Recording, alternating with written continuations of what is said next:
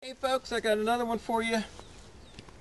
Might get one of these or something to clip with, but the next task I've got to do here, for those of you who are with me for a while, remember when I first seeded this area, I threw down a lot of kale seed within the clover and grass and all of that because I wanted the greens available for my birds to eat and some other things. Well, we are in the second year for this Brassica. This Brassica is gone to flower, and you can see most of it's essentially bloomed out.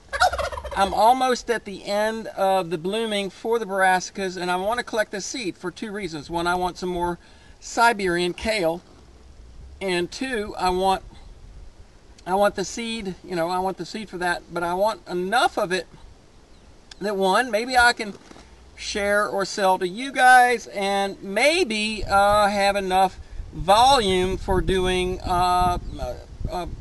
seed sprouts for your salads.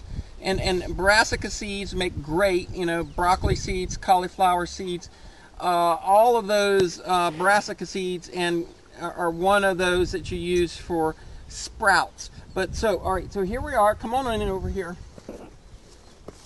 And what I'm looking for here is, now that our plant is developed all the way to the top. Now the top ones here didn't do too much, but I'm looking for the fulling of the pods. You see how that pod is pretty full, like these are? That's what I'm looking for.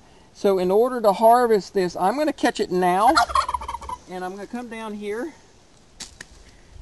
and I'm going to take it so you can see. All right, so I've got my stem like this.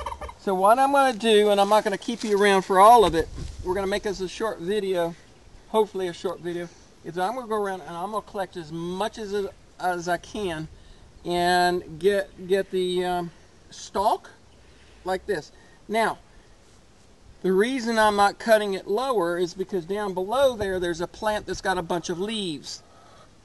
As another task, I'm going to take and go through and clean that out and throw it over into my birds because they're going to graze on that. That's going to be some food. So we got a double task here. I'm going to use what I've got in the way of greens for my birds to eat, but I want to save all the seed pods. But now's the perfect time to harvest, because what I'm going to do in order to get it all accelerated is we're going to hang this. And I'll show you that in a little bit, but let me go ahead and get as much cleared out as possible so I can have my seed harvest. Alright, so I've selected all the stuff that looks like it is ready to harvest. As you can see, there's a whole lot more that's still there, but this is a pretty good bunch, as you can see what I've got. So what I'm going to do next is I've got some rope here, and I'm going to weave through a little bit of this so I can get it pulled together. And the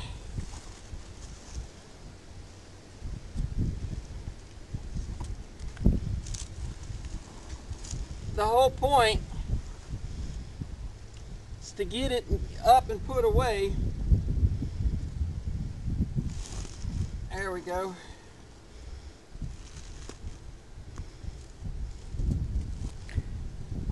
Get it up and put it away where it can dry. Now, if I had a barn, which I will eventually, I'd hang this up in the barn where the wind couldn't disturb it and nothing could get to it, because once this dries out, and we're going to hang it upside down so the remaining life energy, water and stuff can finish filling it out or whatever, then it's going to take a few weeks for it to dry out. Once it gets dried out, then we'll be able to actually do the harvest. Now, harvest is going to be very much like I showed you in my seed saving using the gold panning technique.